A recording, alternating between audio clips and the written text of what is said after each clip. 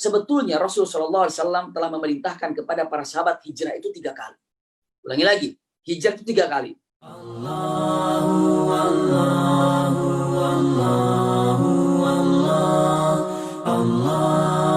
Allahu, Allahu. Ya. Bismillahirrahmanirrahim. Assalamualaikum warahmatullahi wabarakatuh. Innal hamdalillah wa nasta'inuhu wa nastaghfiruhu wa na'udzu billahi min syururi anfusina wa min sayyiati a'malina. May yahdihillahu fala mudilla lahu wa may yudlilhu fala hadiyalah. Asyhadu an la ilaha illallah wahdahu la syarikalah taqriran bihi wa tauhidan. Wa asyhadu anna Muhammadan abduhu wa rasuluhu. Allahumma la sahla illa ma ja'altahu sahla wa anta taj'alul hazna idza syi'ta sahla. Allahumma inna nas'aluka hubbaka wa hubba man ahabbaka wa hubba amalin yuqarribuna ila hubbika bi rahmatika ya arhamar rahimin. Amin ya rabbal alamin. Alhamdulillahirabbil alamin. Mudah-mudahan kita yang hadir melalui Zoom ini seluruhnya disertai dengan rahmat dan berkah Allah Subhanahu wa taala. Semoga seperti ini dikumpulkan dalam ukhuwah Islamiyah yang kita rasakan. Seperti ini juga kelak Allah kumpulkan di surganya, surga Firdausil A'la. Amin ya rabbal alamin. Malam ini kita ingin membahas tema detik-detik daripada hijrahnya Rasul Shallallahu Alaihi Wasallam. Kita tahu yang namanya hijrah ini adalah berpindahnya Rasul Shallallahu Alaihi Wasallam dari kota Makkah menuju kota Madinah. Setelah Rasul Shallallahu Alaihi Wasallam berdakwah di kota Madinah, baik secara sembunyi-sembunyi ataupun terang-terangan. 3 atau 4 tahun Rasulullah sembunyi-sembunyi dakwah. Lalu setelah itu Rasulullah dakwah secara terang-terangan. Shallallahu Alaihi Wasallam dakwah secara terang-terangan, pastinya resikonya lebih berat lagi. Kenapa? Salam dan makanan ya, uangnya. Namun Rasul Shallallahu Alaihi Wasallam berdakwah secara terang-terangan, maka ujiannya berat, ujiannya pun semakin dahsyat. Maka di saat itulah awal mulanya Rasulullah hijrah. Namun sebelum saya sampaikan jauh melangkah tentang masalah detik-detik hijrah Rasulullah, harus diketahui apa sih penyebabnya Rasulullah itu hijrah? Apa sebenarnya harus hijrah? Kenapa Rasulullah harus hijrah? Ada apa? Ada apa dan kenapa Rasulullah itu harus hijrah? Ya usikum wa iyaya nafsi bitaqwallah. Beberapa hal yang perlu diketahui kenapa Rasulullah hijrah ataupun penyebabnya. Pertama, ya, al-hijratu furidat 'alal anbiya wal mursalin lidhamani nashri da'wati ila Allah wa himayatuha min batsyidh dhalimin. Artinya adalah bahwa hijrah ini untuk para nabi itu adalah merupakan satu keharusan. Ulangi lagi, ya. Kenapa Rasulullah harus hijrah? Jawaban pertama, karena yang namanya nabi itu harus hijrah. Tidak ada seorang nabi yang tidak hijrah. Semua nabi itu hijrah. Semua nabi hijrah. Tidak ada nabi yang tidak hijrah. Maka seakan-akan al-hijratu furidat 'alal anbiya'i wal mursalin. Bahwa hijrah ini dijadikan satu kewajiban bagi setiap para nabi dan setiap para rasul. Jadi kalau memang dia nabi, dia rasul yang mengaku nabi, hijrah apa enggak? Begitulah dulu. Iya. Karena apa? Karena yang namanya nabi dan rasul itu adalah hijrah. Itu khasnya nabi, khasnya rasul. Di antara khasnya nabi dan rasul pertama adalah hijrah, yang keduanya juga di antaranya adalah punten menggembala. Sampai Rasulullah mengatakan kalimatnya kuntu wara'al ghanam. Iya, dengan mengatakan ma min nabiyyin illa wara'ahul ghanam. Tidak ada seorang nabi pun kecuali semuanya pernah menggembala. Dan itu salah satu daripada kalau dibilang cirinya nabi. Iya. Jadi nabi ini satu diantaranya adalah hijrah.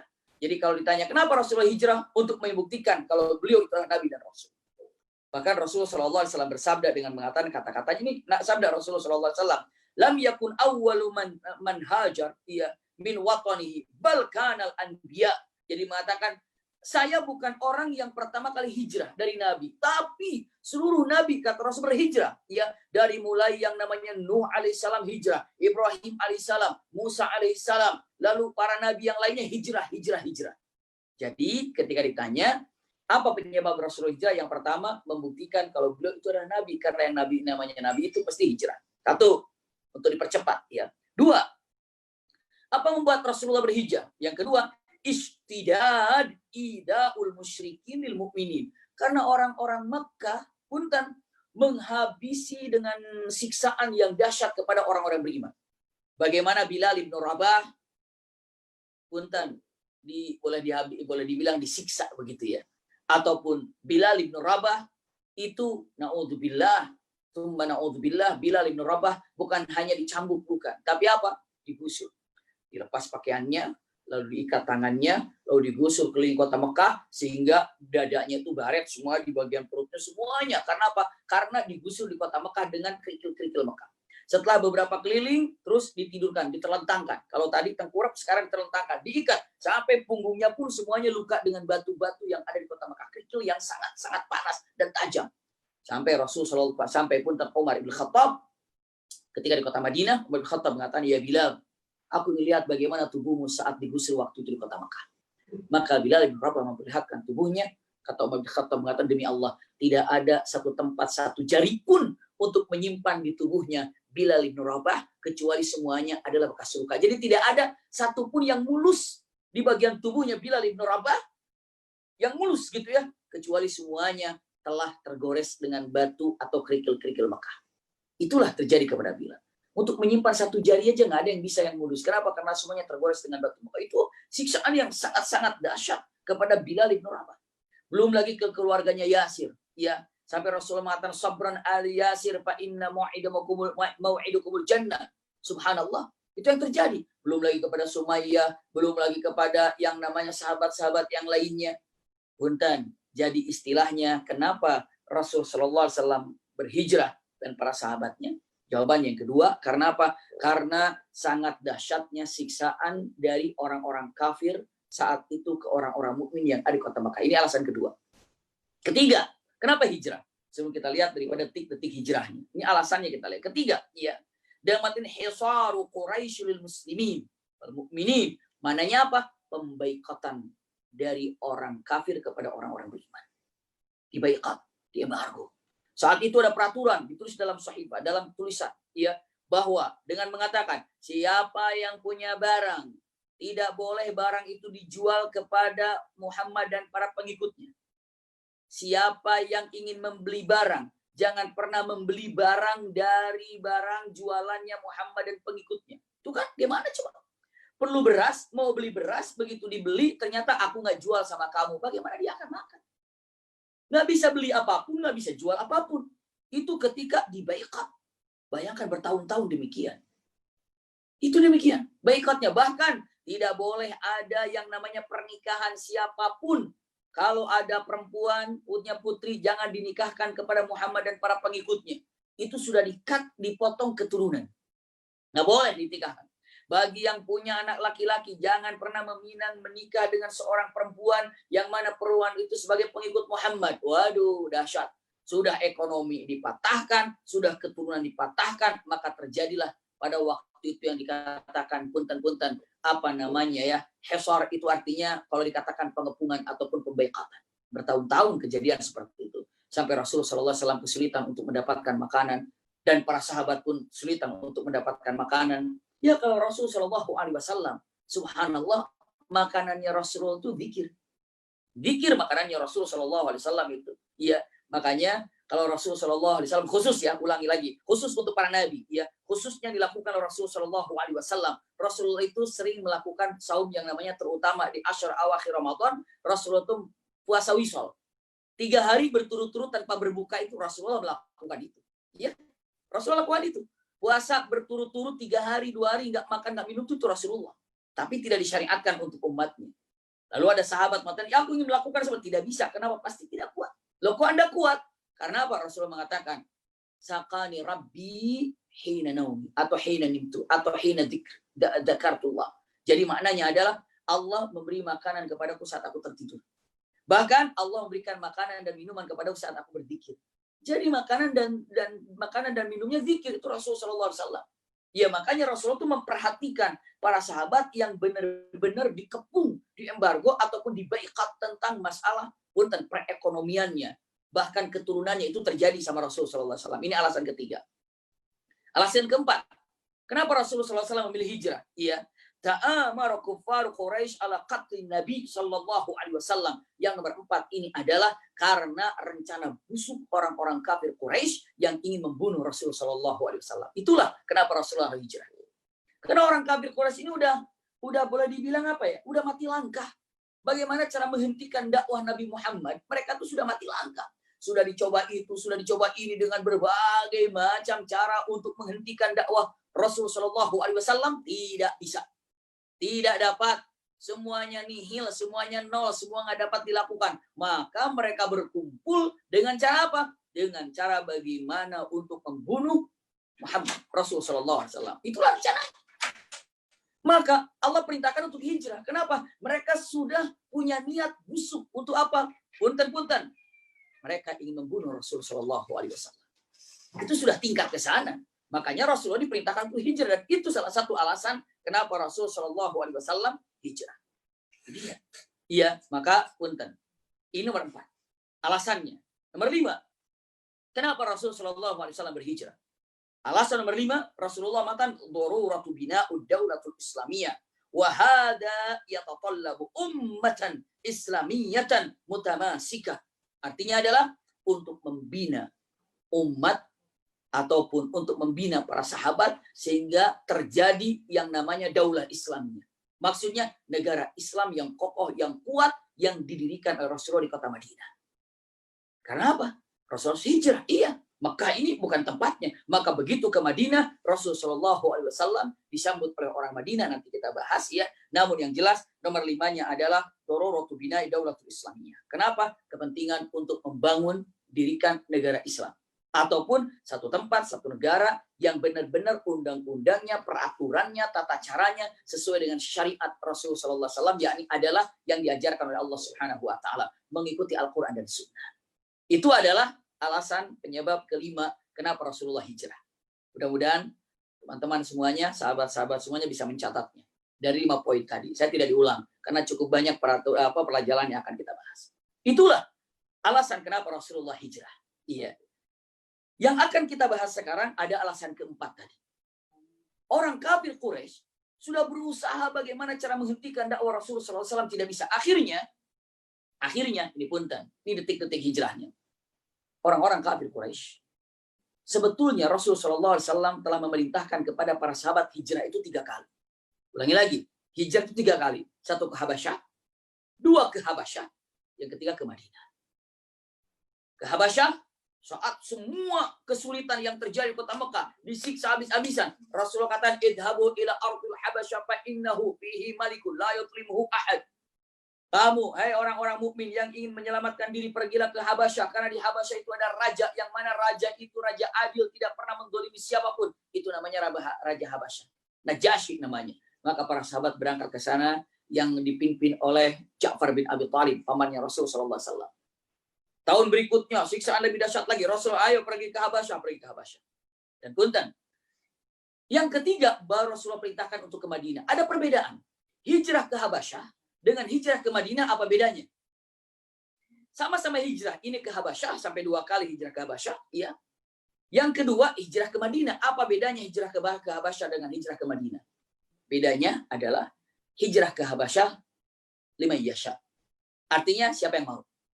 Siapa yang mau, hijrahlah ke Habasyah pada waktu itu. Jadi ketika ke Habasyah, ayo yang mau menyelamatkan agamanya, menyelamatkan kehormatannya, ingin nikmat dalam melaksanakan ibadah, pergi ke Habasyah. Karena di situ ada raja yang adil. Ya, agamanya bukan agama Islam saat itu, tapi ujung-ujungnya masuk Islam. Raja Habasyah itu, saya tidak menceritakan khusus tentang Raja Habasyah. Namun yang jelas, Rasulullah memerintahkan hijrah ke Habasyah karena di situ ada raja yang adil. Pimpin Ja'far bin Abi Thalib. Beberapa tahun berikutnya, perintahkan lagi untuk bukan perintahkan. Ayo yang mau berangkat ke sana. Ke Madinah, itu adalah setelah Rasulullah berdakwah di kota Mekah kira-kira sampai 12 tahun. 12 tahun lebih Rasulullah kota Mekah, akhirnya berangkat ke kota Madinah, hijrah. Apa bedanya hijrah ke Mekah dan hijrah ke Habasyah dan hijrah ke Madinah? Bedanya, kalau hijrah ke Habasyah itu tidak wajib. Tapi hijrah ke Madinah hukumnya adalah wajib. hijrah ke Habasyah itu tidak wajib. Siapa yang mau? Tapi kalau Madinah wajib. Semuanya diperintahkan untuk hijrah ke Madinah. Mau tidak mau. Tinggalkan semua apa yang di kota Mekah. Rumah tinggalkan, kekayaan tinggalkan. Apa yang di kota Mekah tinggalkan semuanya. Kemana? Ke Madinah. Kenapa? Yang dikejar adalah cinta Allah dan Rasulnya. Subhanallah. Inilah yang terjadi. Itu perbedaannya. Yang membuat apa bedanya hijrah ke Habasyah dan hijrah ke Madinah. Ini untuk dicek dan disimpan baik-baik oleh teman-teman semuanya. Usikum wa iyaya nafsi bitaqwallah. Setelah itu apa? Simpan baik-baik. Maka saat itu orang-orang kafir Quraisy sudah merasa kesulitan. Ini bagaimana cara menghentikan dakwah Muhammad ini tidak bisa. Maka dikumpulkanlah orang-orang kafir Quraisy. Ini detik-detik hijrahnya. Iya. Dikumpulkan semuanya. Dikumpulkan para pemuka Quraisy yang memusuhi Rasul Shallallahu Alaihi Wasallam. Dan ini adalah sangat rahasia sekali perkumpulan. Maka saat itu saya tidak perpanjang tentang masalah bagaimana musyawarahnya. Namun, ya intinya saya tidak mengupas lebih panjang lagi. Namun intinya dari musyawarah ini malam ini, ya kumpulkan para pemuda dari setiap kabilah untuk membunuh Muhammad Rasulullah pastinya, ya untuk membunuh Muhammad di tempat kediamannya. Maka para pemuda itu kumpul. Iya. Dan siap untuk membunuh Rasul Shallallahu Alaihi Wasallam. Usikum wa iyaya nafsi bitaqwallah. Setelah itu para pemuda kumpul. Para pemuda ini dengan gagahnya siap dengan pedangnya. Instruksinya apa? Membunuh Muhammad. Itu ada instruksinya dan itu adalah perintahnya. Maka siap mengepung Muhammad atau rumah Rasul Shallallahu Alaihi Wasallam. Teman-teman yang berbahagia, sahabat-sahabat dimanapun berada. Begitu orang-orang kafir ini, para pemuda Mekah ini ngintip di rumahnya Rasulullah. Ternyata Rasulullah sedang ditemani oleh satu orang sahabatnya. Yang sangat dicintainya. Siapa? Ali bin Abi Thalib. Sedang duduk berdua dengan Ali bin Abi Thalib. Kenapa coba? Jawabannya adalah karena Rasul Shallallahu Alaihi Wasallam saat itu sedang memberikan amanah kepada Ali bin Abi Thalib, yakni titipan-titipan orang Mekah yang dititipkan kepada Rasulullah. Maksudnya apa? Maksudnya begini. Rasulullah ini sangat terkenal al-amin, dapat dipercaya, memegang amanah, jujur, itu Rasulullah. Maka orang-orang kafir, orang-orang Mekah, mau kafir, mau mukmin, mau siapa saja, mengetahui tentang kejujuran Rasulullah, kebaikan Rasulullah, maka banyak di antara mereka yang menitipkan hartanya kepada Rasulullah. Muhammad, aku titip harta ya. Muhammad, aku menyimpan saham di kamu ya. Muhammad, aku titipkan hartaku kepadamu ya. Istilahnya ada yang menyimpan harta oleh Rasulullah, ada yang dititipkan kepada Rasulullah, ada yang ingin menyimpan saham pada Rasulullah karena Rasulullah berdagang. Seperti itu. Mereka mempercayai tentang kejujuran amanah Rasulullah, tapi mereka tidak beriman pada Rasulullah. Lucu juga. Mereka tahu Rasulullah al-amin, Rasulullah itu ada dapat dipercaya, Rasulullah jujur, sehingga harta-harta orang Mekah itu banyak dititipkan pada Rasulullah SAW, tapi mereka tidak beriman. Lucu. Iya. Dan Rasulullah membawa harta itu dan menyimpan harta itu, dan Rasulullah harus hijrah ke kota Madinah, maka harta ini jangan mentang-mentang. Biarkan mereka tuh yang kafir kan memusuhi saya langsung aja saya pergi, biarin aja hartanya acak-acakan, biarkan aja hartanya hancur, biar saja saya tipu mereka kan dia orang kafir. Tidak. Rasulullah adalah orang yang amanah. Tetap Rasulullah akan mengembalikan amanahnya walaupun kepada yang kafir, karena memang ini amanah. Maka karena rahasianya Rasulullah untuk berhijrah, amanah pun harus diberikan kepada Rasulullah, kepada orang yang dipercaya dengan cara diam-diam. Dan diam-diam, subhanallah. Itulah yang dilakukan Rasul Shallallahu Alaihi Wasallam. Iya. Maka apa yang terjadi? Malam itu Rasulullah bersama Ali bin Abi Thalib menyerahkan, ya Ali, ini amanah punya fulan, ini amanah punya bulan, ini punya fulan, ini punya fulan, ini punya fulan, punya fulan, diserahkan kepada Ali bin Abi Thalib. Dan Ali bin Abi Thalib melihatnya dan memegangnya dan menyimpannya seperti itulah pada waktu itu rahasianya kenapa Rasulullah bersama Ali bin Abi Thalib.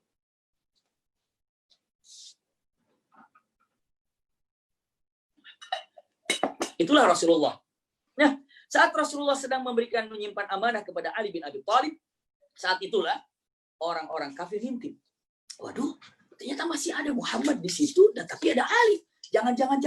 Tunggu aja, kita kan disuruh untuk membunuh Muhammad. Kalau nanti kita masuk ingin membunuh Muhammad, pasti ada Ali di situ dan Ali juga akan membela Muhammad dan kita akan berurusan juga dengan Ali. Pasti di antara kita ada yang kena cedera atau ada yang wafat atau segala macamnya, maka tunggu Ali keluar aja. Masa Ali mau di sini? Pasti Ali keluar. Kita tunggu di luar aja. Maka para pemuda sembunyi berbaris di depan rumahnya Rasul Shallallahu Alaihi Wasallam untuk menunggu kapan Ali bin Abi Thalib keluar. Jika Ali bin Abi Thalib keluar, maka dia akan masuk untuk membunuh Rasul Shallallahu Alaihi Wasallam. Itulah makarnya. Sahabat-sahabat Ahlul Jannah, amin ya rabbal alamin, dimanapun berada, apa yang terjadi? Ya Rabb. Saat itulah Rasulullah sudah selesai menuntaskan semua amanahnya dan memang sudah diperintahkan oleh Allah Subhanahu wa taala untuk berhijrah. Maka Rasulullah berdiri berangkat untuk berhijrah dan Rasul menyampaikan kepada Ali bin Abi Thalib, ya Ali, ya, aku akan pergi meninggalkan tempat ini di luar. Kamu tahu, sudah banyak orang-orang yang menunggu. Maka maukah engkau tidur di tempat tidurku untuk mengelabui mereka? Mau engkau tidur di tempat tidurku? Baik. Ali bin Abi Thalib seorang pemuda yang sangat berani tanpa ragu, tanpa berpikir panjang. Dia katakan, siap ya Rasulullah, saya akan tidur di tempat tidur. Maka tidurlah di tempat tidur Rasul Sallallahu Alaihi Wasallam Ali bin Abi Thalib ini. Lalu diselimutinya dengan menutup tubuhnya. Dan Rasulullah saat keluar didapatinya orang-orang kafir, pemuda-pemuda sudah berbaris di depan pintu Rasulullah. Rasulullah memandangnya dan Rasulullah membaca ayat dalam surah Yasin. وَجَعَلْنَا مِنْ بَيْنِ أَيْدِيهِمْ سَدًّا وَمِنْ خَلْفِهِمْ سَدًّا فَأَغْشَيْنَاهُمْ فَهُمْ لَا يُبْصِرُونَ. Ini ada dalam surah Yasin. وَجَعَلْنَا مِنْ بَيْنِ أَيْدِيهِمْ سَدًّا, dan kami jadikan di depan mereka sadda itu benteng sehingga mereka tidak bisa melihat. وَجَعَلْنَا مِنْ بَيْنِ أَيْدِيهِمْ sadda, di depan mereka sadda, ya, sadda belakangnya sadda, وَأَغْشَيْنَاهُمْ فَهُمْ لَا يُبْصِرُونَ. Allah jadikan mereka ini lalai, mereka buta, mereka tertidur, sama sekali matanya memandang tapi tidak melihat apa-apa. Dan Rasulullah keluar dengan bebasnya.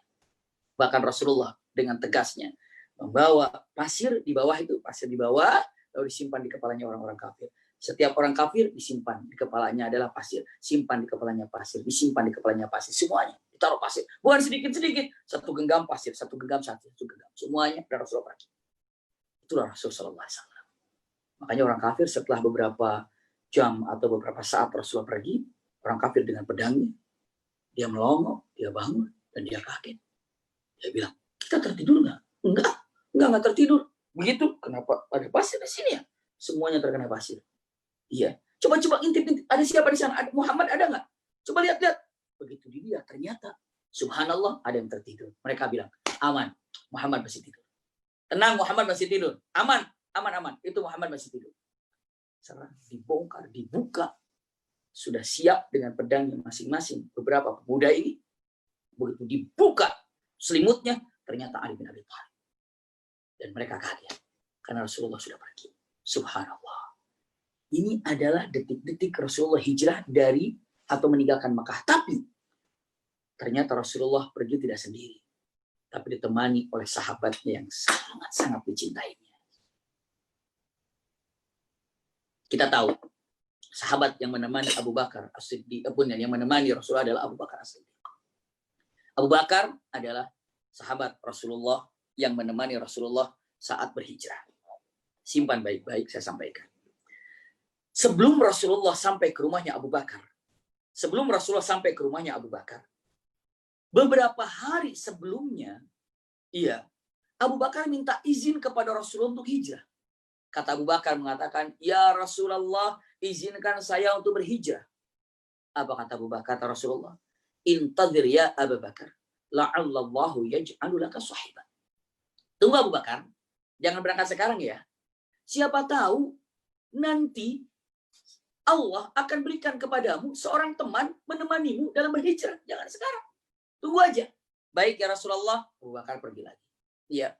Beberapa hari berikutnya datang lagi. Ya Rasulullah, izinkan saya untuk hijrah sekarang. Rasulullah bilang, tunggu Abu Bakar. Jangan dulu. Kamu kan mau hijrah sendiri kalau sekarang kan? Iya ya Rasulullah, jangan dulu. Nanti siapa tahu nanti Allah jadikan seorang teman dalam berhijrahmu. Membawa seseorang teman dalam berhijrah. Kata Abu Bakar, siap ya Rasulullah. Itu kata Abu Bakar. Sementara pada waktu itu orang-orang Mekah yang hijrah itu sudah berangkat duluan. Sudah berangkat duluan. Yang tersisa sekarang di kota Mekah itu hanya orang-orang terdekat dengan Rasulullah. Abu Bakar belum. Abu Bakar belum berangkat. Lalu siapa lagi? Ali bin Abi Thalib berangkat. Keluarga Abu Bakar seperti istrinya Rasulullah juga Aisyah juga belum berangkat. Subhanallah, Asma binti Abu Bakar juga belum berangkat. Lalu Abdullah bin Abu Bakar juga belum berangkat. Itu keluarga Rasulullah belum. Ali bin Abi Thalib juga belum berangkat. Dan punten, saat itu semua sudah berangkat, hanya tinggal keluarga inti Rasulullah yang belum berangkat. Bisa dibayangkan seperti itu dahsyatnya seorang pemimpin.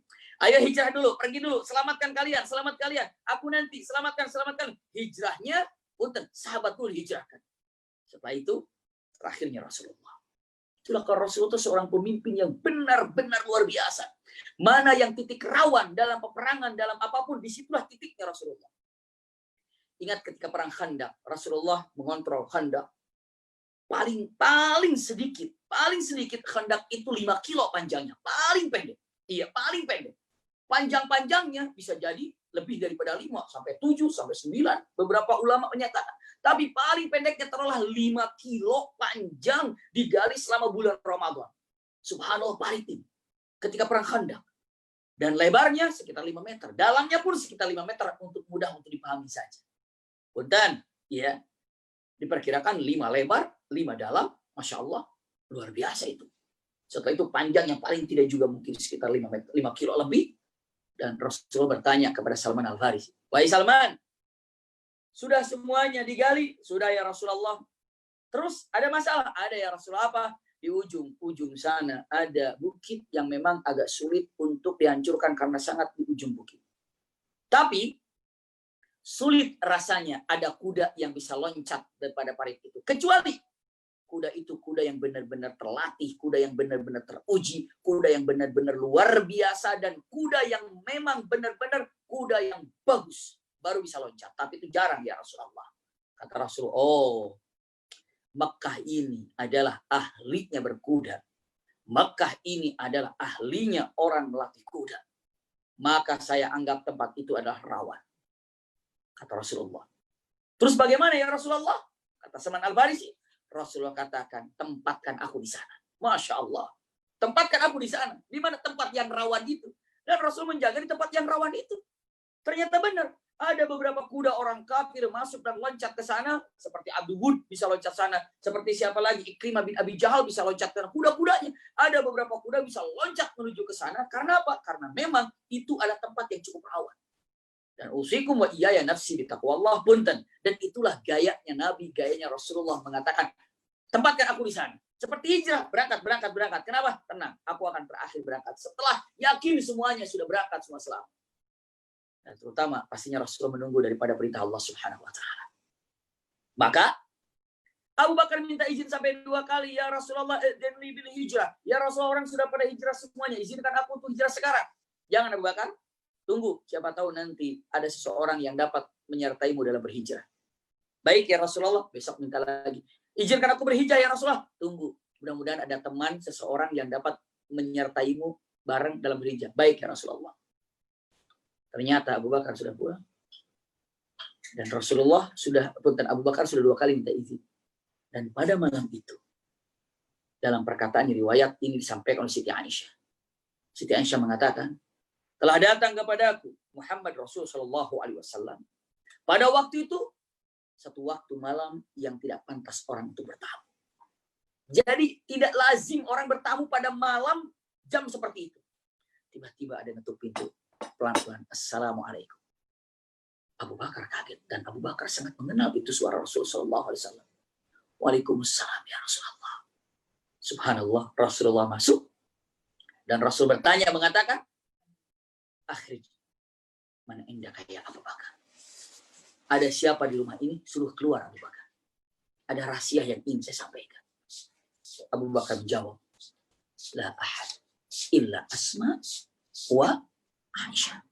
Nggak ada orang di rumah ini kecuali ada Asma binti Abu Bakar dan ada Aisyah putrinya Abu Bakar, ya istrinya Rasulullah. Rasul katakan, baik kalau hanya ada 2 orang itu. Ada apa Rasulullah? Dibisikkan oleh Rasulullah kepada telinganya Abu Bakar. Udzina li bil hijrah. Masya Allah. Udzina li bil hijrah. Aku telah diizinkan untuk berhijrah. Aku telah diizinkan untuk berhijrah. Abu Bakar bertanya mengatakan, As-suhbah ya Rasulullah. As-suhbah ya Rasulullah. Aku yang dapat menemanimu dalam hijrah ini ya Rasulullah. Aku temanmu dalam berhijrah ini ya Rasulullah. Rasul jawab, As-suhbah ya Abu Bakar. Temanku adalah engkau yang akan menyertaiku dalam berhijrah. Dan aku temanmu dalam berhijrah ini ya Abu Bakar. Menangis Abu Bakar, gembira, senang. Karena apa? Karena dipilih oleh Allah untuk menemani Rasul Shallallahu Alaihi Wasallam dalam berhijrah, dan dipilih sebagai temannya dalam berhijrah adalah Rasulullah. Allahu Akbar. Inilah Rasul berhijrah.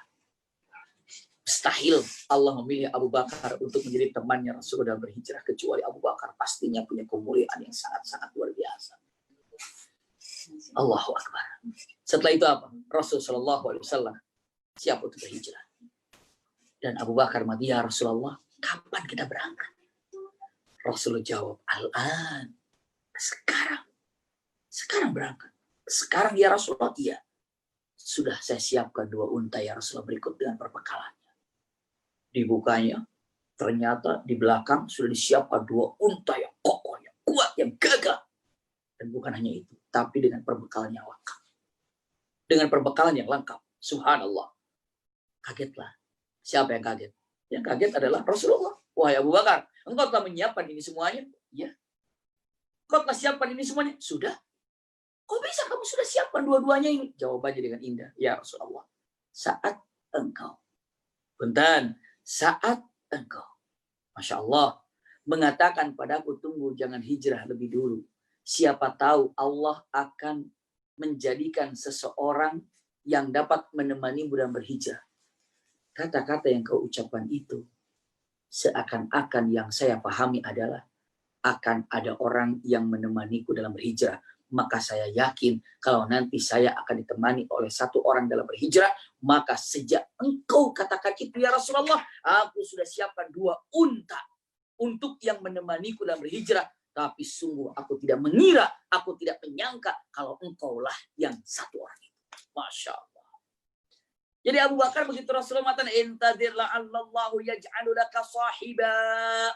Abu Bakar langsung menyiapkan 2 unta.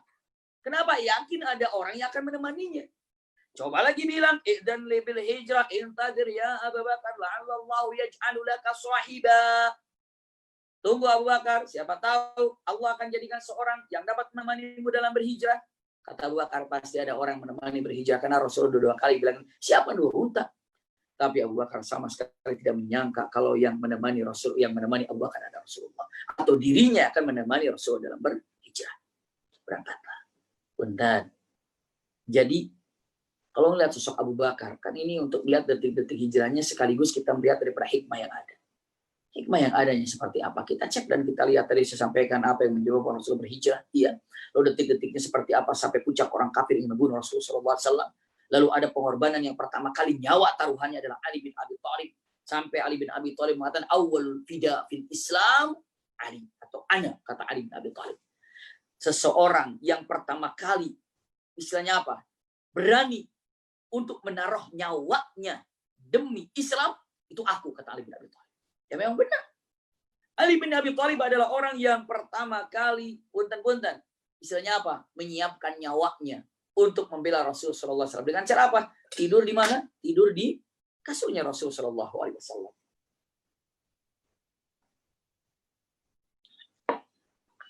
Itulah Rasul sallallahu alaihi wasallam berangkat dengan Abu Bakar. Punten.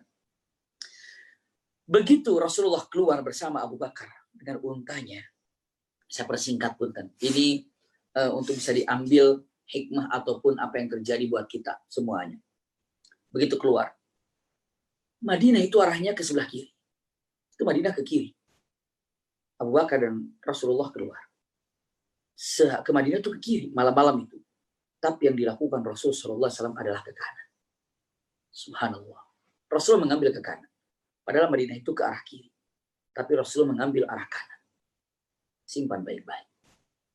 Abu Bakar, saat Rasulullah mengambil ke arah kanan, tidak mengambil arah Madinah. Apa Abu Bakar bertanya sama Rasul Sallallahu Alaihi Wasallam dengan mengatakan, ya Rasulullah, punten, mungkin ini karena malam, mungkin karena engkau lelah atau capek atau ngantuk, saya informasikan arah ke Madinah itu ke sebelah ini, bukan ke sebelah sini ya Rasulullah. Apakah Abu Bakar bertanya itu? Tidak. Tidak. Abu Bakar benar-benar sami'na wa ata'na. Abu Bakar benar-benar taat sama Rasul Shallallahu Alaihi Wasallam, apalagi dalam urusan hijrah ini. Rasulullah pasti memiliki hal-hal yang penting yang mungkin sulit untuk ditanyakan. Ikut saja sama Rasul Shallallahu Alaihi Wasallam. Itulah dahsyatnya Abu Bakar. Nggak bertanya mengatakan, ya Rasulullah kenapa ke kanan bukannya Madinah itu ke kiri? Enggak. Rasulullah mengatakan, ayo siap mau kemana? Saya ikut. Masya Allah. Begitu diambil ke arah kanan, Abu Bakar manut, ayo ikut ke kanan. Dahsyatnya. Dan itulah gelar As-Siddiq diantaranya. Ketika peristiwa Isra Mi'raj pastinya yang sangat rajih tentang As-Siddiq. Tapi pembuktian, salah satu pembuktian Rasulullah As-Siddiq ini adalah diantaranya Rasul Shallallahu Alaihi Wasallam. Punten. Salah satu daripada Abu Bakar As-Siddiq, salah satu gelar Abu Bakar As-Siddiq ini adalah membuktikan dengan tanpa ada kesulitan untuk mengikuti daripada langkah Rasulullah atau perintah Rasulullah. Itulah As-Siddiq. Sampai ambil kanan, Abu Bakar ikut aja. Ayo. Nggak protes kenapa harus ke kiri, kenapa ke kanan, bukannya Madinah ke kiri. Enggak. Kenapa? Abu Bakar tahu ini Nabi, ini Rasul, sami'na wa ata'na, ayo saya ikuti. Masya Allah. Begitu diambil kanan, ayo ambil kanan. Ya Rabb, itulah Abu Bakar. Begitu sampai ke sebelah kanan, ternyata naik ke atas gunung. Dah. Kalau Abu Bakar nanya, ya Rasul bukannya ke Madinah, udah salah jalan, naik ke gunung lagi. Enggak, Abu Bakar tidak bicara itu. Ke atas ya, ayo naik ke atas. Setelah naik ke atas, bukan masuk ke gua. Kalau mau Abu Bakar nanya, ya Rasulullah, saya emang nggak paham ini. Mau ke Madinah arah kiri, malah ke kanan. Setelah itu ke kanan, malah ke gunung. Di gunung bukannya apa-apa, malah di gunung mau masuk gua. Ini mau ngapain sebenarnya? Hijrah apa mau apa ini?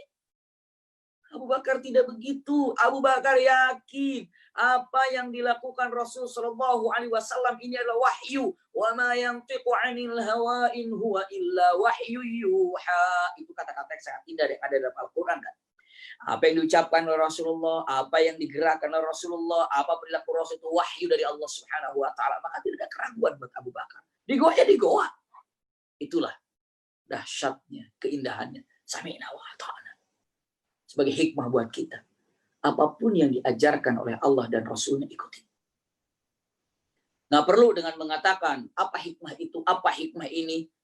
Harus kalau memang ketemu hikmahnya, pelajari. Tapi jangan pernah kita menjadi tidak mentaati perintah Allah, perintah Rasulullah karena belum ketemu hikmahnya. Kerjakan aja. Lakukan aja. Pasti baik kok apa yang diperintahkan oleh Allah ini. Apa yang diperintahkan oleh Allah kepada kita pasti baik untuk kita. Dan apapun yang dilarang oleh Allah Subhanahu Wa Taala pasti buruk buat kita. Itu yang harus kita pahami. Jangan mengatakan kenapa. Kalau dibikin kenapa dan kenapa. Punten bahasanya para ulama mengatakan kurang beradab. Kalau ada orang bertanya kepada Allah dengan mengkenapakan. Kenapa zuhur 4 rakaat? Kenapa subuh 2 rakaat? Kenapa warisan itu laki-laki dapat 2, perempuan dapat 1? Jangan pakai kenapa. Itu kurang beradab, kurang sopan kalau bertanya kepada Allah kenapa. Kenapa? Itu tidak sopan. Yang kalau mau ditanya jangan kenapa, tapi apa hikmahnya zuhur itu 4 rakaat? Apa hikmahnya zuhur, maghrib, isya suaranya dikeraskan. Sementara di zuhur dan asar tidak. Tapi maghrib, isya, subuh dikeraskan. Maghrib, isya, subuh dikeraskan. Apa hikmahnya? Sementara zuhur, asar tidak dikeraskan. Boleh. Kalau bertanya tentang seperti ini, jangan dengan mengatakan apa alasannya. Kenapa? Tidak. Tapi kalau bertanya, ganti bahasanya. Apa hikmah? Apa hikmah? Gitu ya. Itu kata-katanya.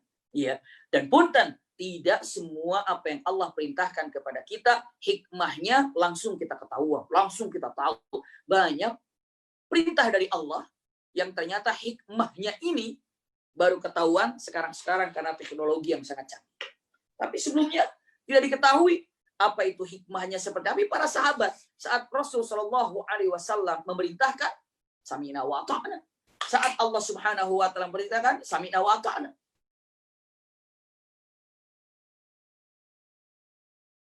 Tidak ada para sahabat saat diperintahkan oleh Allah dan Rasulnya, punten, masih mikir-mikir, tidak ada. Sampai dalam Al-Quran, tidak ada pilihan. Apa diperintahkan, dikerjakan. Itulah yang dilakukan oleh siapa? Oleh Rasul Sallallahu Alaihi Wasallam, oleh para sahabat. Subhanallah. Ya. Usikum wa iyaya nafsi bitaqwallah. Kita simpan dan kita lanjutkan lagi. Nah, Abu Bakar As-Siddiq masuk aja. Cobalah. Sekarang kita ini bisa nggak ya kira-kira kita ini dalam apapun saat Allah perintahkan kerjakan ketika ingin mendapatkan gelar yang sangat indah. Indah sekali. Ya. Usikum wa iyaya nafsi bitaqwallah. Sebelumnya, apalagi zaman sekarang, saya sampaikan melalui majelis taklim sangat mulia ini, sangat indah ini.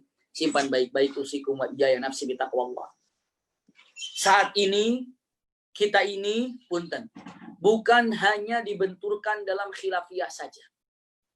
Khilafiyah ini, punten, khilafiyah tentang masalah ini berpendapat ini berpendapat ini, silahkan. Ini punya dalil, silahkan. Ini yang kunut, ini yang tidak kunut, silahkan. Ini punya dalil, ya. Mengatakan jenggot kunut sunnah, jenggot itu wajib, silahkan. Dengan mengatakan celana di ataupun sarung di atas mata kaki itu sunnah atau wajib, silahkan. Masing-masing punya apa? Punya dalil-dalil tersendiri, silahkan, pegang aja. Iya. Yang satu kunut, yang tadi satu kunut tidak kunut, silahkan. Masing-masing, iya. Dengan mengatakan, karena saya punya dalilnya ini, saya punya dalilnya, silakan. Ya, saya ini maulid, ini tidak maulid, silakan. Ini punya dalil, tidak punya, ada punya dalil, silakan. Itu tolong, itu sudah bisa dipahami oleh kita semuanya dan kawan-kawan, sahabat-sahabat semuanya. Punya dalil. Tapi yang sekarang parah ini, yang paling repot sekarang ini adalah apa? Mereka membacakan Al-Quran, ayat-ayat yang dibacakan. Tapi, punten, nyeleneh diartikannya dan nyeleneh dikeluarkannya, itulah mereka yang menyebarkan syubhat di mana-mana. Na'udzubillah. Sebarkan syubhat. Kalau tadi perbedaan antara pendapat ustadz dan ustadz, kiai dan kiai, ulama dan ulama masing-masing berpegang dalam dalil, itu masih Masya Allah untuk saling menghormati. Tapi kalau sudah berbeda punten pemahaman, ya, yang mana pemahaman ini yang membuat orang jadi syubhat, jadi abu-abu, yang tadinya haram sudah jelas-jelas haram, diabu-abukan sehingga kelihatan jadi halal. Yang kelihatan benar-benar adalah halal, ternyata apa? Diabu-abukan, maka nampak seperti haram. Itulah yang sekarang ini banyak merajalela. Di mana? Ya, di sekeliling kita. Usikum wa iyaya nafsi bitaqwallah. Dengan punten, tanpa bermaksud apa-apa. Contoh misalnya beberapa tahun yang lalu, profesorkah ataupun doktorkah, saya tidak tahu, tapi seorang wanita dengan mengatakan, berilmu, dia katakan cinta ini adalah anugerah. Maka yang namanya cinta itu perintah pemberian dari Allah Subhanahu wa Ta'ala, silakan untuk dipelihara. Maka jika ada laki-laki mencintai laki-laki, ya silakan. Kalau perempuan cinta perempuan, ya silakan. Kenapa? Itu adalah anugerah dari Allah Subhanahu wa Ta'ala. Karena namanya cinta itu bla bla bla bla. Subhanallah. Itu kan bukan khilafiyah, tapi itu sudah jelas haram. Tapi dengan kedudukan dianya ini seorang yang berilmu melakukan hal itu, bahkan mendapatkan penghargaan. Nah, inilah yang menjadikan punten orang-orang menjadi kebingungan. Maksud kebingungan itu apa? Kok ada yang kayak begitu ya? Belum lama, entah walaupun sudah ditolak seperti apa, namun yang jelas tesisnya untuk mengambil, kalau tidak keluar entah doktor atau apa, tapi dengan mengatakan jika ada seorang laki-laki dan perempuan, memang dia ini belum mahram, tapi dia itu teman kuliahnya, lalu dia kalau masuk dalam satu ruangan bersama, lalu berduaan, lalu melakukan hal layaknya seperti suami istri, melakukan seperti itu, na'udzubillah, dengan suka dan suka, maka itu tidak zina. Kenapa? Karena itu dilakukan dengan saling membahagiakan antara fulan dan fulanah itu, maka tidak dikategorikan zina. Na'udzubillah, seperti ini. Hal yang seperti ini sejak dulu itu, na'udzubillah, sejak dulu itu banyak orang yang mensyubhatkan masalah ini. Di zaman Rasulullah juga ada. Iya. Al-Quran yang dibacakannya, tapi apa? Diartikannya berantakan, diartikannya salah kaprah, itulah yang terjadi. Maka tolong pegang baik-baik usikum wa iyaya nafsi bitaqwallah ketika memegang Al-Qur'an, memegang hadis Rasulullah SAW dengan pemahaman yang jelas dan rajih melalui bimbingan para alim ulama. Ketika ini ada dalil, ini ada, ya sudah saling menghormati. Tapi yang paling parah itu adalah sudah jelas-jelas haram. Riba dibayang-bayangi, akhirnya kelihatannya ini tidak haram. Iya, kenapa? Nah itu dia. Itu dia. Usikum wa iyaya nafsi bitaqwa. Biasanya orang yang mengabu-abukan hukum itu adalah orang yang boleh dibilang orang punya ilmu. Biar abu-abu hukumnya. Biar abu-abu hukumnya. Ya, contoh misalnya. Kalau seandainya ada seorang penggembala, apalagi kemarin lagi kurban, selesai kurban. Ada penggembala yang mana ya namanya gembala lah. Kalau untuk jadi penggembala ya mudah ya. Maksudnya ada kami yang gembala aja. Tiba-tiba seorang penggembala bilang gini sama sahabat-sahabat di sini semuanya, penggembala itu bilang gini. Penggembala ini bilang gini, penggembala bilang gini. Pak, Ibu, saya ini penggembala yang sudah lama saya menggembala. Saya menggembala kambing, saya juga menggembala sapi, dan saya juga menggembala babi. Dan sapi saya, kambing saya, babi saya bersih. Bahkan babi saya ini, subhanallah, babi saya ini saya pelihara dari kecil dan saya bersihkan tiap pagi, dimandiin tiap pagi, makanannya pun saya kasih makanan yang bersih-bersih dan tiap hari tempatnya pun saya cuci, maka babi saya ini layaknya seperti kambing. Kenapa? Karena babi ini saya pelihara seperti halnya saya memelihara kambing. Jadi babi saya ini halal. Kata siapa tadi? Kata penggembala. Kata penggembala. Teman-teman, sahabat-sahabat semuanya akan mengatakan, Allah, siapa dia? Cuma penggembala aja, dia bilang babi halal. Gimana lah, babi mah semuanya sama. Nggak bakalan ada yang tertipu dengan kata-kata orang tersebut. Kenapa coba? Siapa dia penggembala? Tapi, simak baik-baik. Kalau ada orang, sekarang, subhanallah, orang ini, pakai baju rapi, kedasi. Waduh, luar biasa. Di bawahnya tertulis nama, Profesor Doktor Pulan-Pulan, ahli misalnya, ahli dokter hewan, masya Allah, iya, ataupun peternakan hewan. Dan di belakangnya dia sudah mendapatkan gelar ataupun namanya, kalau dibilang boleh dia mendapatkan apa? Penghargaan-penghargaan yang luar biasa. Dengan gayanya dan hebat dia bilang mengatakan, perkenalkan, di televisi dia bilang misalnya atau di YouTube dia bilang, perkenalkan, saya adalah Profesor Doktor Pulan-Pulan.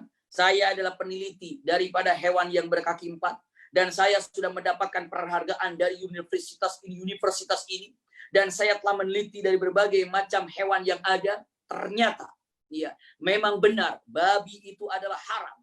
Tapi yang dimaksud babi haram itu adalah babi hutan yang makan jorok, tempatnya tempat kotor, tidak terpelihara, makanannya pun kotor-kotor di tempat yang kotor, maka babi itu haram. Tapi saya telah meneliti. Saya telah meneliti dari babi sejak kecil. Contoh aja, babi itu dari mulai kecil saya pelihara, saya vaksin tiap minggu, saya kasih obat tiap harinya, saya bersihkan itunya, saya bersihkan ininya. Maka setelah diteliti babi yang saya pelihara dari kecil dan melalui vaksin obat-obat yang kami suntikan ke babi itu, maka babi ini layaknya seperti kambing yang tidak berbahaya dagingnya.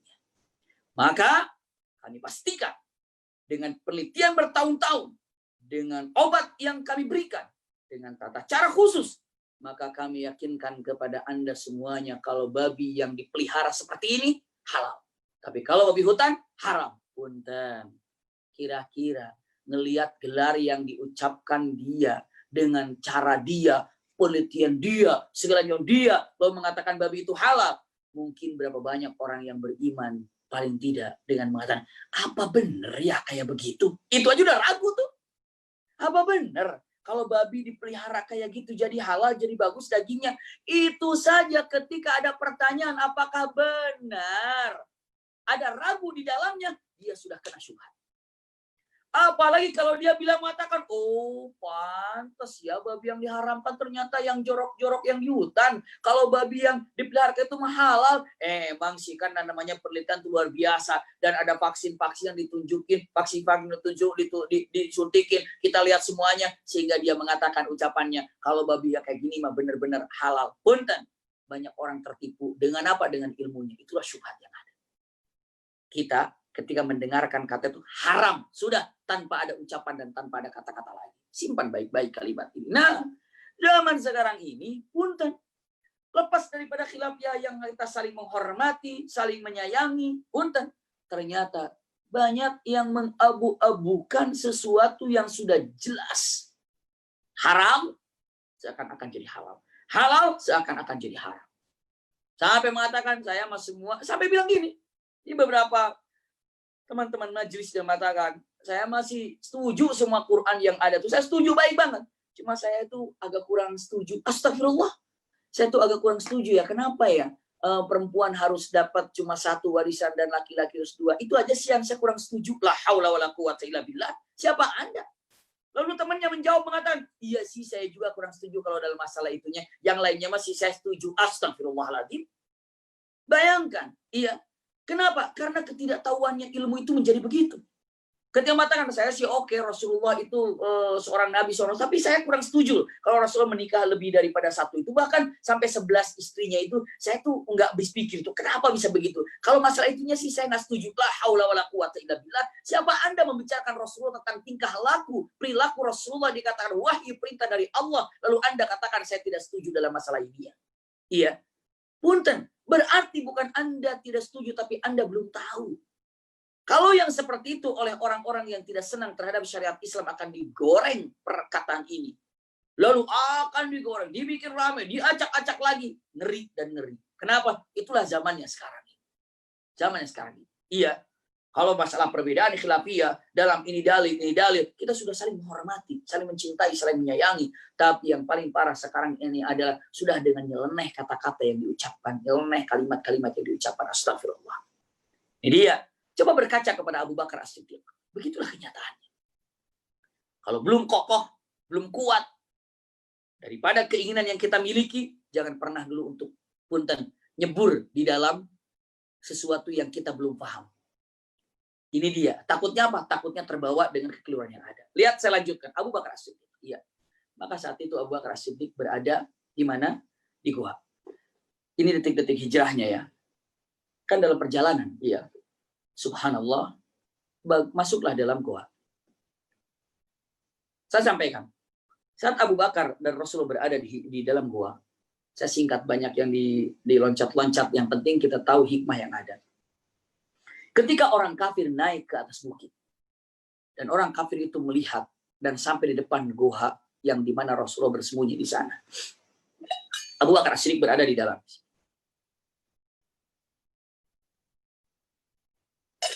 Ada yang unik kata-kata Abu Bakar.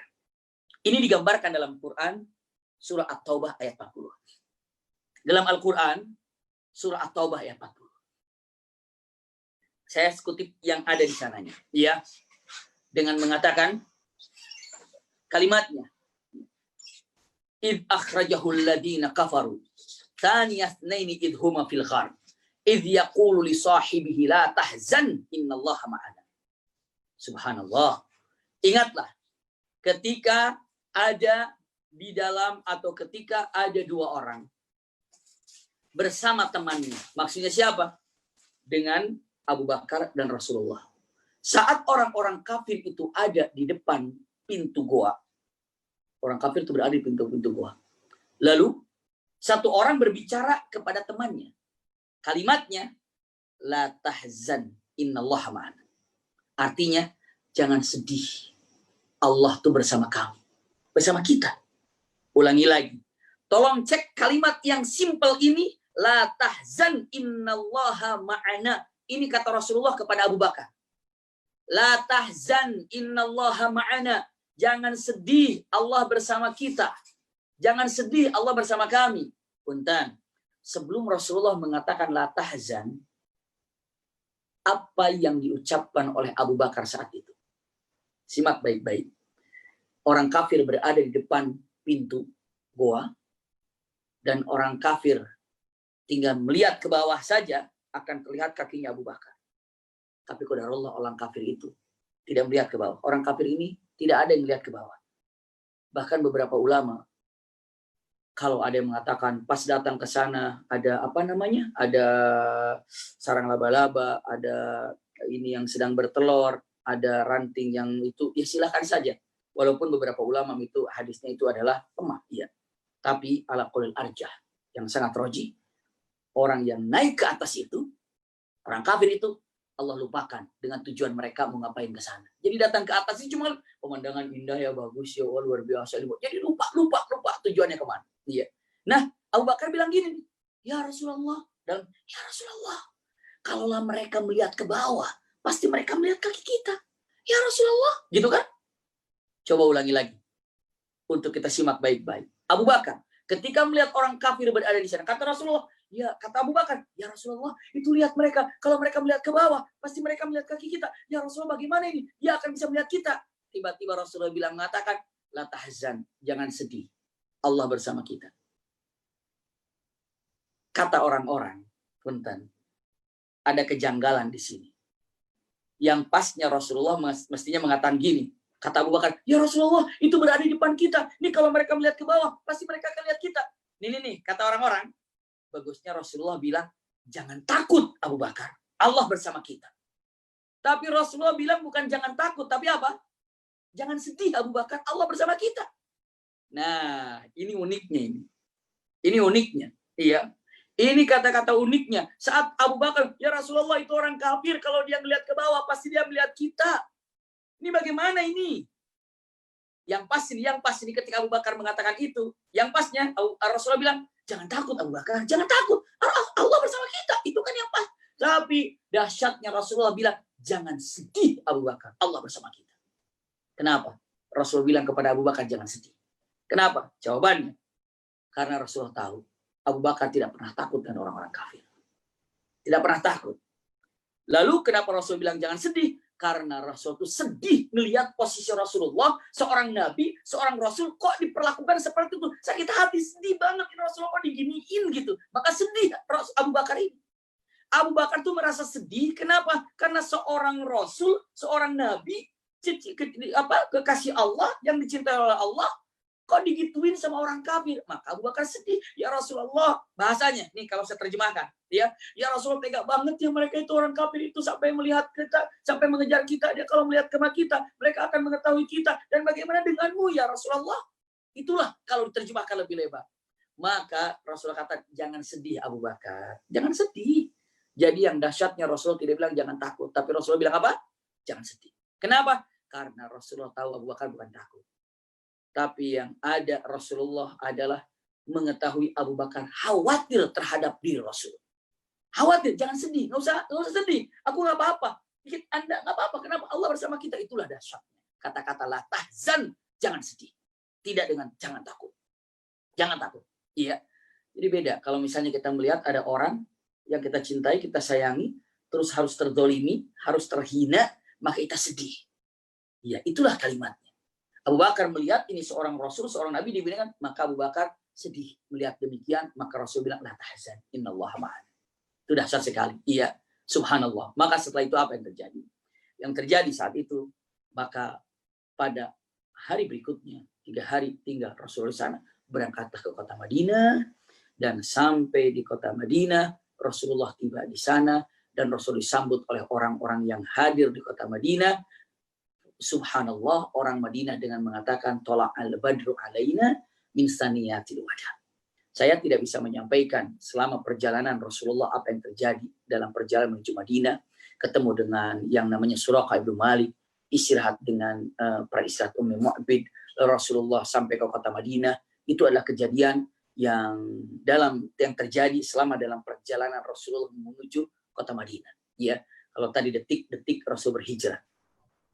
Kalau ada lagi detik-detik Rasulullah tiba ke kota Madinah. Iya, kenapa? Bagaimana penyambutan orang-orang di Madinah? Wa tala al-badru alaina min saniyatil wada. Subhanallah. Wajaba syukru alaina. Dan selanjutnya, ini nasyid yang dikomandangkan oleh orang-orang Madinah dengan kegembiraan. Tala al-badru alaina min saniyatil wada. Masya Allah. Kenapa? Dan itu adalah dadakan.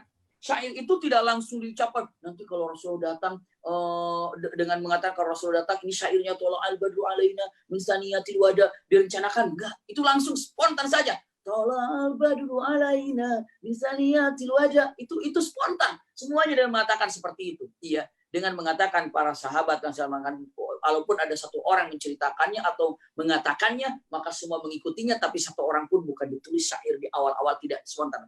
Kenapa? Punten. Sebelum kita ada tanya jawab, insya Allah sampai jam 9 diperkirakan, saya sampaikan di sini. Apa saniyatul wada?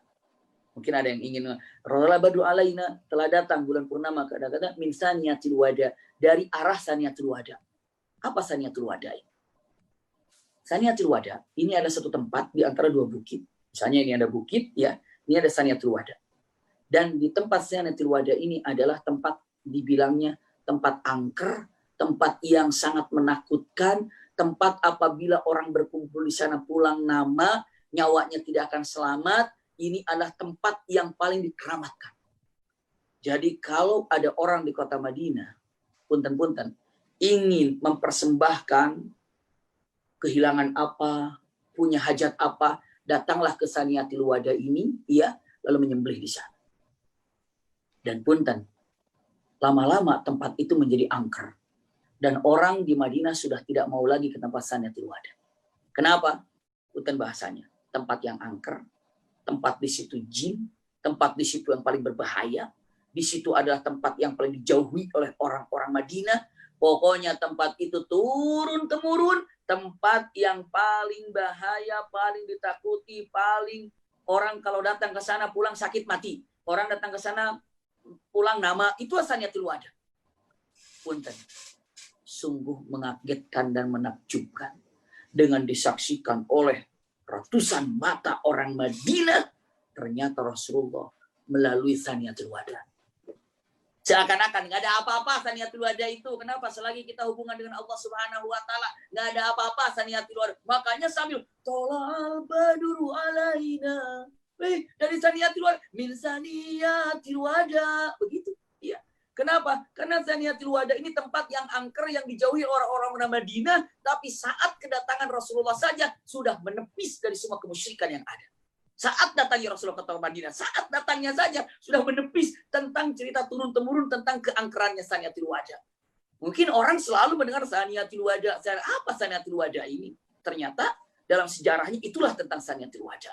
Kedatangan Rasulullah pertama kali hadir ke kota Madinah saja, subhanallah, Rasulullah SAW sudah menepis tentang kemusyrikan yang ada di kota Madinah ataupun ketakutan orang-orang Madinah tentang satu tempat namanya Saniyatul Wada. Mungkin ini singkat dari apa yang saya sampaikan tentang detik-detik hijrahnya Rasul Shallallahu Alaihi Wasallam. Tidak bisa disampaikan secara lengkap, namun benang merahnya sudah disampaikan dengan singkat. Kenapa Rasulullah harus berhijrah? Itu ada 5 poin tadi saya sampaikan. Lalu di nomor 4-nya itu karena mereka ingin membunuh Rasulullah SAW, perintah untuk berhijrah, hikmah daripada Sayyidina Ali bin Abi Thalib. Karena Rasulullah menyampaikan amanah kepada Ali bin Abi Thalib, titipan dari orang-orang kafir Quraisy. Selanjutnya bagaimana Abu Bakar As-Siddiq dengan gelar As-Siddiq ini selalu sami'na wa ata'na, mengikuti apa yang dilakukan Rasulullah. Dan dahsyatnya Rasulullah mengatakan la tahzan, tidak mengatakan la takhaf, ya. Dan saya pun sampaikan kedatangan Rasulullah dengan tola al-badru alaina min Saniyatul Wada, dan apa itu Saniyatul Wada baru saja disampaikan. Syukran lakum. Jazakumullah khair ala husni istimaikum. Silakan. Jazakallah khairan Ustaz. Allah barik fiik. Menebarkan Ustaz ya ceritanya, menebarkan. Sampai 6 kali meneguk gelasnya nih Ustaz. Alhamdulillah. Alhamdulillah. Oke, ini Ustaz sudah banyak pertanyaan Ustaz. Sudah teman-teman sudah banyak menulis. Saya bisa mulai Ustaz ya. Silakan. Ini dari Mas Rahmat, tanya Ustadz, bagaimana cara kita membentengi diri agar terhindar dari syubhat pemikiran? Ustadz. Jazakumullah khair. Ya, ketika membentengi diri daripada syubhat pemikiran, apa yang harus dilakukan? Pertama, belajar hadiri majelis ta'lim. Hadiri majelis ilmu, itu yang pertama. Yang keduanya, berteman dengan orang-orang yang soleh. Ya seperti itu. Yang ketiganya, jangan coba-coba untuk membaca, mempelajari sesuatu buku ataupun pelajaran yang tidak direkomendasikan oleh para ulama. Kenapa demikian? Ketika kita tidak atau belum kuat dari pondasi yang ada. Ulangi lagi, ya. dengan mengatakan belajar, mencari ilmu, selalu kerjakan. 2, bukan hanya belajar mencari ilmu, berkumpul dengan orang-orang soleh. 3, jangan pernah kita ini membaca satu pelajaran ataupun pendapat dari seseorang yang tidak direkomendasikan oleh ulama-ulama kita. Kita pegang MUI saja, Majelis Ulama Indonesia, ya, yang sudah punya kapasitas untuk menyampaikan masalah ini. Paling tidak demikian. Kenapa? Ini terjadi kepada Umar ibn Khattab saat itu. Di zaman Rasulullah ada orang membaca Taurat. Ketika membaca Taurat, Umar bin Khattab takjub. Waduh, kata Umar bin Khattab, keren banget ini Taurat ini. Tolong tuliskan bait yang tadi engkau bacakan di kertas ini. Untuk apa ya Umar? Saya akan serahkan sama Rasulullah. Maka orang itu catat. Dibawa kertas ini, dibawa pada Rasulullah. Oleh Umar bin Khattab, Assalamualaikum ya Rasulullah. Waalaikumsalam ya Umar. Ada apa? Ya Rasulullah, lihat ini ada Taurat, bagus sekali tulisannya. Udah saya nukil di tempat ini. Tolong baca ya Rasulullah. Apa kata Rasulullah SAW? Rasulullah ketika melihat Taurat ataupun enggak boro-boro dibuka. Ketika dicapai ini Taurat ini ya Rasulullah. Apa? Rasulullah hanya megangin. Sampai bertanya dengan mata tajam. Apa kata Rasulullah? Amutahawwiquna anta yabnal Khattab. Artinya, amutasyakikuna anta yabnal Khattab. Apakah engkau ragu terhadap apa yang aku bawa ya Umar sehingga engkau harus cari di Taurat? Apa engkau ragu terhadap Quran yang aku sampaikan sehingga engkau membaca Taurat? Demi Allah ya Umar, seandainya ada Musa sekarang, pasti akan meninggalkan Taurat dan mengikuti Al-Quran. Kenapa Rasulullah melarang itu? Kenapa? Jawabannya, karena saat itu, punten, dalam pembentukan para sahabat, untuk dikuatkan, dikokohkan imannya, dan saat itu, belum al-yauma akmaltu lakum dinakum wa atmamtu alaikum ni'mati wa raditu lakumul Islam madina. Saat itu Islam belum disempurnakan. Islam belum lengkap, masih terus dalam pembenahan. Quran terus datang, per ayat datang. Kalau sudah Quran sedang dipelajari, lalu Taurat pun masuk, nanti apa yang akan terjadi? Syubhatnya akan masuk. Itulah yang terjadi. Maka kalau ingin memurnikan dengan apa yang ada dalam Al-Quran, kalau sudah lengkap syariat Islamnya, sudah lengkap semuanya, sudah pas semuanya, sampai turun al-yauma akmaltu lakum dinakum wa atmamtu alaikum nikmati wa raditu lakumul Islam madina. Saat itu kekokohan, silakan. Anda sudah kokoh para sahabat dan tidak meragukan lagi, silakan. Anda sudah kokoh, apa yang ingin dilakukan, lakukan. Karena imanmu sudah kuat. Karena pengetahuanmu sudah kuat. Itu yang terjadi. Maka tadi, ya, selagi masih belum kuat untuk memegang syiar dan syariat Islam yang ada, maka punten-punten jangan pernah membaca sesuatu yang tidak direkomendasikan oleh para ulama. Kenapa? Itu akan merusak daripada punten pola pikir. Pola pikir. Kalau sudah pola pikir terganggu dan sudah masuk, itu susah dirubahnya. Sangat sulit dirubahnya. Iya, makanya kita ini yang paling parah diserang oleh syubhat. Iya. Yang keduanya adalah syahwat. Kalau syahwat itu demi kemauan kita, syahwat kita. Tapi kalau syahwat itu orang biasanya mencuri, biasanya orang itu berbohong, biasa tuh orang itu misalnya pelit. Tapi setelah diterangkan tentang masalah agama, syahwat itu bisa terendam. Syahwat bisa berubah. Tapi kalau sudah syubhat, kenapa? Karena memang pemikirannya sudah salah demikian. Seperti itu. Wallahu a'lam bishawab. Jazakallahu khairan Ustaz. Ya. Tanya kedua Ustaz. Ustaz mau bertanya bagaimana kita bisa tetap punya keyakinan bahwa Allah bersama kita, terutama pada saat musibah menimpa kita. Iya, jazakumullah khair. Bagaimana agar kita punya keyakinan kalau Allah itu selalu bersama kita terutama saat musibah menimpa kita. Subhanallah. Itulah pentingnya ada dalam Islam itu rukun iman. Al-imanu billahi wa malaikatihi wa kutubihi wa rasulihi. Ya, lalu mengatakan apa? Wal qadar wa yaumil akhir. Punten, wal qadar khair wa syarr. Di akhir ada iman kepada qada dan qadar, baik ataupun buruk. Subhanallah, punten. Usikum wa iyaya nafsi bi taqwallah. Maksudnya dengan mengatakan bagaimana harus yakinnya Allah bersama kita saat kita berada dalam musibah. Pastinya itu berada dalam keimanan. Selagi orang itu imannya kuat, maka dia akan menerima terhadap qada qadar yang ada. Maka semakin iman ini kuat, maka dia ini semakin yakin Allah itu bersama dirinya. Kenapa? Cek baik-baik. ada dalam perkataan yang sangat indah sekali dalam hadis Rasul sallallahu alaihi wasallam, ihfazillah yahfazuk. Anda menjaga nama Allah, maka Allah akan menjagamu. Itu sudah jelas sekali. Lalu dengan kata-katanya punten, innallaha ma'as sabirin. Allah itu bersama orang-orang yang sabar. Masya Allah. Punten berarti kalau digambarkan, bagaimana kita yakin kalau Allah bersama kita, yang merasakan hal itu adalah keimanan. Keimanan yang merasakannya. Maka punten, bagaimana cara menumbuhkan keimanan yang ada? Sering menyebut nama Allah. Kalau disebutnya perbanyak zikir pada Allah Subhanahu wa Ta'ala. Bagaimana intinya? Bagaimana kita meyakinkan kalau Allah itu bersama kita, terutama dalam keadaan musibah? Rasakan dalam zikir Anda, dalam ucapan Anda selalu menyebut nama Allah. Punten-punten, saya akan sampaikan langsung kepada jantungnya. Zikir yang paling baik itu adalah baca Quran. Zikir yang paling baik itu adalah baca Quran. Masalah yang dihadapi oleh diri kita cuma satu masalahnya. Karena Anda punya masalah dengan Quran. Kalau Anda tidak punya masalah dengan Quran, Anda tidak punya masalah dalam kehidupan. Anda punya masalah dengan Quran. Kenapa? Berapa kali Anda baca Quran dalam sehari? Berapa kali Anda baca Quran dalam seminggu? Anda biasakan baca Quran setiap hari. Anda tidak bikin masalah dengan Quran, bahkan dekat dengan Quran, maka Anda tidak akan pernah punya masalah yang membuat Anda menjadi bingung. Kenapa? Karena semua ada dalam Al-Quran.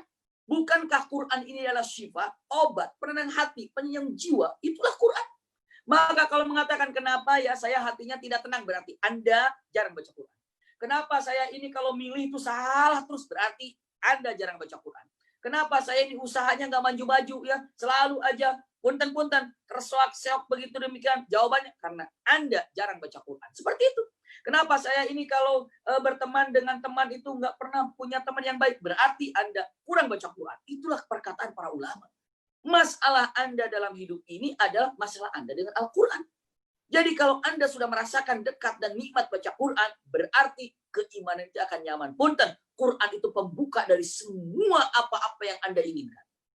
Quran itu pembukanya. Anda sering baca Quran. Bukankah sebenarnya ketika Anda baca Quran, huruf-huruf yang Anda baca itu adalah punten tangga-tangga kesuksesan yang Anda dapatkan. Lembaran-lembaran Quran yang Anda buka sebenarnya adalah lembaran-lembaran pintu kesuksesan yang Anda buka. Itu perkataan para ulama. Iya. Jadi kalau mengatakan Anda tidak punya masalah dengan Quran, insya Allah masalah apapun yang ada di dunia bukan jadi masalah buat Anda. Kenapa? Karena masalah kita sebenarnya hubungan kita dengan Allah Subhanahu wa Ta'ala. Anda dekat dengan Allah, maka masalah ihfazillah yahfazuka, ihfazillah tajidhu tujahaka. Itu bukan kata saya, Rasulullah. Anda jaga Allah dalam hatimu, dalam lisanmu, dalam perilakumu, maka Allah akan menjagamu. Lalu mengatakan ihfazillah tajidhu tujahaka. Anda menjaga nama Allah dalam hatimu, dalam lisanmu, dalam perjalananmu. Lalu apa? Allah akan arahkan jalanmu kemana harus Anda melangkah. Wallahu a'lam. Jazakallah khairan Ustaz. Balik lagi ke Al-Quran tadi Ustaz ya. Tadi kita harus sering mempelajarinya dan mempelajari yang lain Ustaz. Kita fokus pada Al-Quran. Yang kedua juga kita harus dekat dengan Allah dengan dekat dengan Al-Quran. Pertanyaan ketiga Ustaz. Silakan. Di Mas Joko nih pertanyaannya banyak banget nih Ustaz. Banyak beredar di medsos kalau pandemik terjadi pada masa Rasulullah. Bagaimana Rasulullah mengatasi pada saat itu, padahal dunia kedokteran sebenarnya minim pada saat itu. Apakah mohon pencerahan kalau memang ada riwayat yang sahih, cara penanggulangan durasi pandemik, sikap Muslim menyikapinya. Terima kasih, Ustaz. Iya, jazakumullah khair. Bismillahirrahmanirrahim. Ketika dengan mengatakan kalau yang dilakukan kemarin-kemarin seperti PSBB lah atau lockdown lah, itu adalah sesuai dengan syariat apa yang ada, yang memang semua sudah tahu tentang menyatakan apabila memang dalam satu negeri, satu tempat, Rasulullah mengatakan di situ ada ta'un yang pernah terjadi di zaman Umar bin Khattab juga ta'un amwas ya, maka yang di dalam tidak boleh keluar, yang di luar tidak boleh masuk ke dalam, yaitu memang sudah syariatnya demikian. Karena kemarin ini kita tidak tahu di mana letaknya, maka semuanya mengurung diri. Memang itu sudah sesuai dengan syariat. Namun yang ingin saya sampaikan ya, untuk diketahui oleh sahabat-sahabat semuanya, dan ini tolong simak baik-baik. Ini pernah saya sampaikan dan sering saya sampaikan di beberapa majelis. Izin saya sampaikan ini 5 menit. Iya, karena penting. Bahwa yang namanya sejarah itu berulang. At-tarikhu yatakarrar. Sejarah ini berulang dan tidak ada sejarah yang baru dalam kehidupan. Itu saja. Bencana dari dulu juga bencana. Kemarin bom meledak di Beirut kan pernah terjadi sebelumnya. Apakah di Hiroshima itu kan pernah terjadi juga, maksudnya bomnya gitu ya. Seperti itu. Dan mungkin yang masih akan datang akan kejadian bom seperti itu lagi. Mungkin at-tarikhu yatakarrar. Cek apakah ada yang baru, sesuatu yang ada di bumi ini tidak ada. Semuanya adalah kejadian berulang, kejadian berulang, kejadian berulang. Yang namanya pandemi ataupun yang namanya virus dulu juga pernah ada, hilang, ada lagi, hilang, ada lagi, hilang, ada lagi, seperti itu. At-tarikhu yatakarrar. Sejarah ini berulang. Punten, pertanyaan sangat baik. Dulu, ingat semuanya, di zaman Nabi Nuh alaihissalam bumi ini pernah kerendam dengan air. Sehingga tidak ada satu orang pun yang bisa selamat dari air tersebut kecuali naik kapal Nabi. Kerendam, bumi ini kerendam dengan air. Tidak ada tempat daratan, dataran yang bisa diinjakan kaki oleh makhluk hidup. Kenapa? Semua tenggelam dengan air. Sampai yang namanya Kan'an ketika diajak oleh Nabi Nuh alaihissalam dengan mengatakan, irkab Kan'an, naik ke kapalku. Apa kata Kan'an? Sa'awi ila jabalin ya'simuni. Ya kan? Aku akan naik ke gunung yang lebih tinggi lagi demi menyelamatkan aku. Naik ke kapal, ini bahaya nih, akan tenggelam. Enggak, aku akan naik ke gunung lebih tinggi untuk menyelamatkan aku. Jawaban Allah. Dengan mengatakan, la asimal yawma min amrillah. Hari ini enggak ada yang bisa selamat daripada ketentuan Allah. Semuanya bumi akan kerendam. Kecuali yang dicintai oleh Allah dengan cara Allah berikan iman ke dalam hatinya. Dan naiklah perahu. Allahu